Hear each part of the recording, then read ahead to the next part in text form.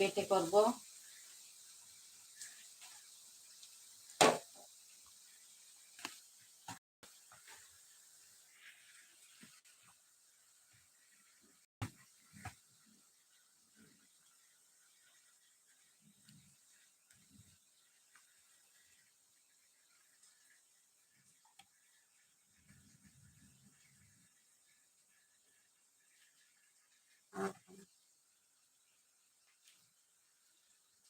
আমি এখন বিসমিল্লাহ করে বাটতেছি।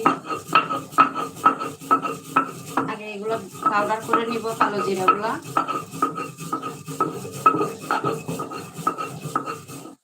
আমি কিন্তু বাটাবাটিতে এত এক্সপার্ট না, পারি না, তবে চেষ্টা করতেছি, শিখতে হবে বাটাবাটিটাও। যেহেতু ইনশাল্লাহ মোটামুটি সব কিছু পারি, তাহলে